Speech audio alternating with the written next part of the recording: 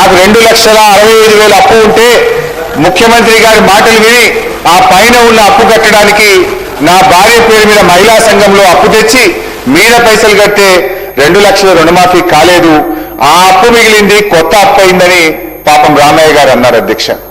అంటే ఇప్పుడు పాత అప్పుకు మీరు కొత్తగా చేయించిన అప్పు రెండింటికి వడ్డీ కట్టుండు పాపం రామయ్య అధ్యక్ష.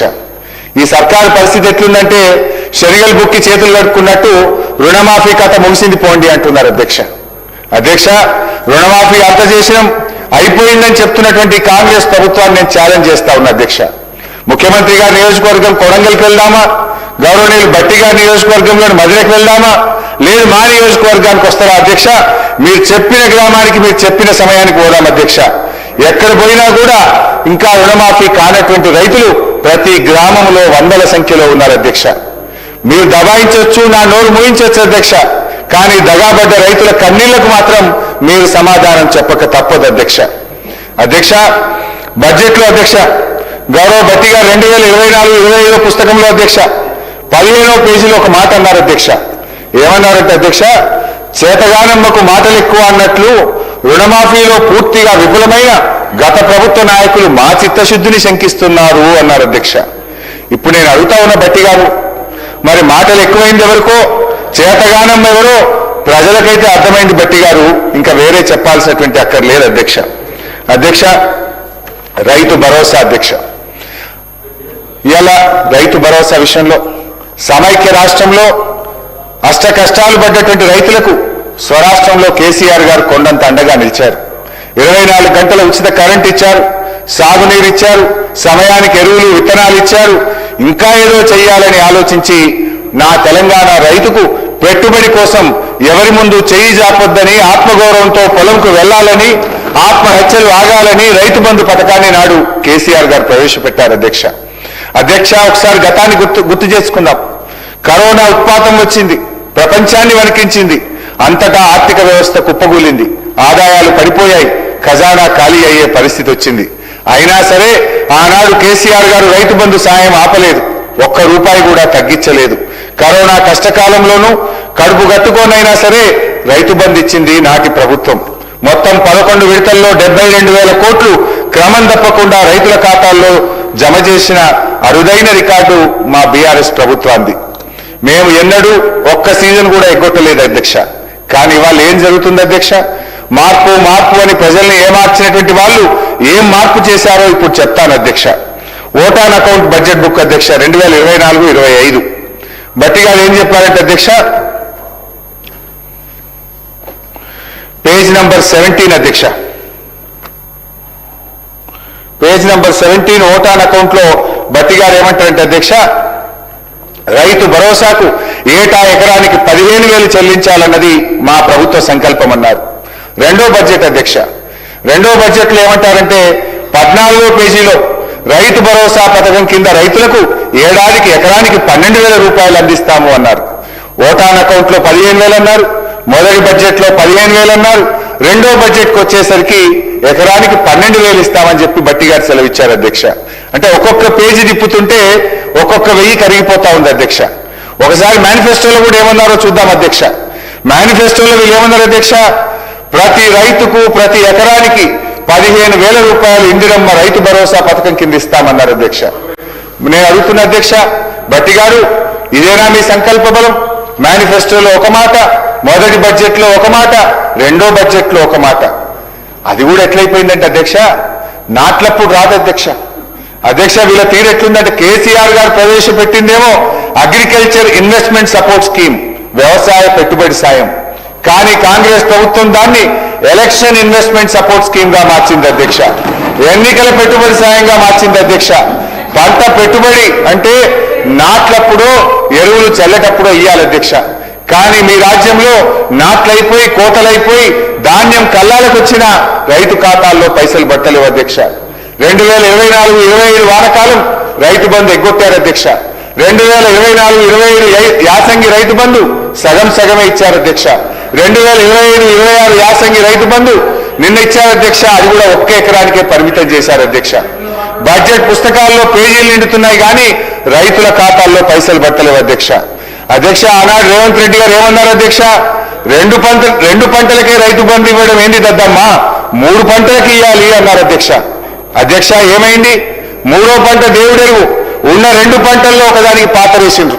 ఇప్పుడు ఆ దద్దమ్మ ఎవరో వారి విజ్ఞతకే వదిలేస్తున్న అధ్యక్ష. సీజన్ కు 9,000 కోట్లు అనుకున్నా ఇప్పటి వరకు రైతు భరోసా కింద మీరు పడ్డ బకాయిలు 19,000 కోట్ల రూపాయలు అధ్యక్ష. ఇక్కడే ఒక టెక్నిక్ ప్రయోగించింది అధ్యక్ష. ఇప్పుడు ఏమంటే 20,000 రుణమాఫీ చేస్తామన్నారు, 19,000 కోట్ల రైతు బంధు ఎగ్గొట్టిండ్రు. గా పైసలు తెచ్చకి రుణమాఫీ చేస్తే అయిపోయింది అంటున్నారు అధ్యక్ష. అంటే రుణమాఫీ గుండుసున్న అధ్యక్ష. 24-25 వానకాలం రైతు బంధు, 24-25 యాసంగి రైతు బంధులో సగం, ఇప్పుడు 25-26 రైతు బంధులో 1 ఎకరానికే ఇచ్చారు.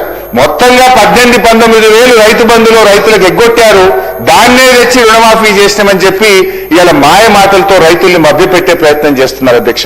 కుడి చేత్తో గుంజుకొని ఎడమ చేత్తో ఇచ్చినట్టు చేస్తున్నారు అధ్యక్ష. ఇది వీళ్ళు చేసినటువంటి రుణమాఫీ అధ్యక్ష. నాడు కేసీఆర్ పాలన అంటే రైతు బంధు పాలనని, నేడు యనుమల వారి పాలన అంటే ఎర్రవేతల పాలనగా మారిపోయింది అధ్యక్ష.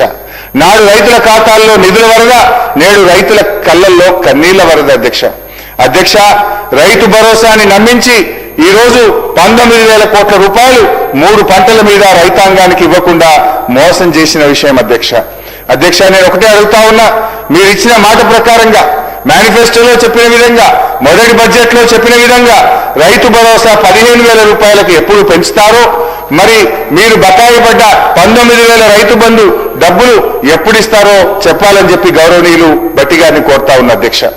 అదేవిధంగా బోనస్ విషయంలో అధ్యక్ష, మొదటి బడ్జెట్ 2024-25 19వ పేజీలో బోనస్ గురించి బోలెడు మాటలు చెప్పారు అధ్యక్ష.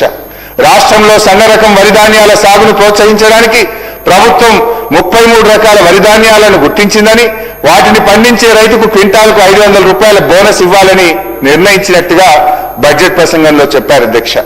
మేనిఫెస్టోలో అన్ని పంటలకన్నారు, మొదటి బడ్జెట్ లో సన్నాలకు పరిమితం చేశారు. ఆ సన్నాలు కూడా ఒక్క వానకాలానికే పరిమితమైంది అధ్యక్ష.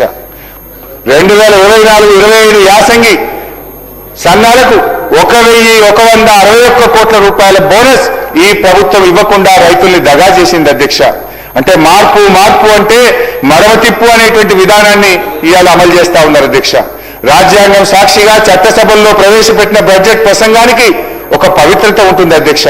కానీ బడ్జెట్ లో చెప్పింది, ఆర్థిక మంత్రి గారే స్వయంగా అసెంబ్లీలో చెప్పినటువంటి బడ్జెట్ ప్రసంగంలో చెప్పిన మాటలే అమలు కాకపోతే ఇంకా ఈ బడ్జెట్ కి ఏం అర్థం ఉంటుంది అధ్యక్ష? నాకైతే ఐఎమ్ ఫీలింగ్ అషేమ్డ్ అధ్యక్ష. అంటే బడ్జెట్ శాంటిటీనే ఈరోజు దెబ్బతీస్తున్నటువంటి పరిస్థితి అధ్యక్ష. అధ్యక్ష మొత్తంగా ఈ బడ్జెట్ ప్రసంగాలు చూస్తా ఉంటే వీరి సంకల్పంలో ప్యూరిటీ లేదు, వీళ్ళు చెప్పే మాటల్లో క్లారిటీ లేదు, బడ్జెట్ ప్రసంగాల్లో శాంటిటీ లేదు, బడ్జెట్ లో చెప్పిన మాటలు అమలు చేస్తారన్న గ్యారంటీ లేదు అనేటువంటిది అర్థమైతా ఉంది అధ్యక్ష. మేనిఫెస్టోలో ఒకటి రాస్తారు, బడ్జెట్ లో ఒకటి చదువుతారు, క్షేత్రస్థాయిలో మరొకటి చేస్తున్నారు అధ్యక్ష. అందుకే ఈ బడ్జెట్లు no purity, no clarity, no surety government అధ్యక్ష. ఇది అధ్యక్ష మిమ్మల్ని నమ్మిన రైతుల్ని ఆగం చేయడానికి ఎందుకు ఇన్ని ఎత్తుగడలు? ఇదేంటి అని అడిగితే రైతుల చేతులకు బేడీలు వేస్తారు, ప్రతిపక్షాలను నిలదీస్తే ప్రతిపక్ష నాయకుల మీద కేసులు బనాయిస్తారు అధ్యక్ష. భట్టి గారు నేను మిమ్మల్ని సూటిగా అడుగుతా ఉన్నా అధ్యక్ష, అసలు ఇప్పుడు ఈ యాసంగి పంటకైనా బోనస్ ఇస్తారా ఇవ్వరా? పోయిన యాసంగికి బోనస్ ఇవ్వలేదు, ఇప్పుడు ఈ యాసంగిలోనైనా రైతులకు బోనస్ ఇస్తారా లేదా మీ సమాధానంలో చెప్పాలని చెప్పి ఈ సభ సాక్షిగా నేను భట్టి గారిని ఈ ప్రభుత్వాన్ని అడుగుతా ఉన్నా అధ్యక్ష. ఏంటి అధ్యక్ష రుణమాఫీలో దగా, రైతు బంధులో దగా, బోనస్ లో దగా, పంటల బీమాలో దగా అధ్యక్ష. పంటల బీమా గురించి ఎంత గొప్పగా చెప్పింది అధ్యక్ష ఈ బడ్జెట్ బుక్ లో ఒకసారి చూడండి అధ్యక్ష. బడ్జెట్ బుక్ లో అధ్యక్ష పేజ్ నెంబర్ 19 అధ్యక్ష, పేజ్ నెంబర్ 19 లో చాలా గొప్పగా చెప్పారు అధ్యక్ష. ఏం నేను సొంతంగా చెప్తలేను, అన్ని మీరు చెప్పిన మాటలే చెప్తున్నా అధ్యక్ష. ఈ సంవత్సరం నుండి ప్రధానమంత్రి ఫసల్ బీమా పథకంలో చేరాలని నిర్ణయించాం. ఈ పథకం కింద రైతులకు చెల్లించాల్సిన బీమా కూడా రాష్ట్ర ప్రభుత్వమే చెల్లిస్తుంది. రైతులకు పైసా ఖర్చు లేకుండా వారు చేసిన పంటలకు పూర్తి భద్రత ఈ ప్రభుత్వం కల్పిస్తుంది అని చెప్పారు అధ్యక్ష. మరి ఏమైంది అధ్యక్ష? దీనికి బడ్జెట్ లో 1,300 కోట్ల రూపాయలు కేటాయిస్తున్నామని చెప్పారు అధ్యక్ష. బడ్జెట్ లో నిధులు కేటాయించారు అధ్యక్ష. కానీ వాస్తవంగా జరిగింది పంటల బీమాకు అతిగతి లేదు అధ్యక్ష. మేనిఫెస్టోలో చెప్పారు, బడ్జెట్లో చెప్పారు, కానీ ఎక్కడ అమలైన పరిస్థితి లేదు.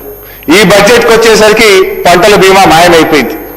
పోయిన 2 బడ్జెట్లో పంటల బీమా చెప్పారు, ఈ బడ్జెట్లో పంటల బీమాని మొత్తానికి ఎత్తేసింది అధ్యక్ష.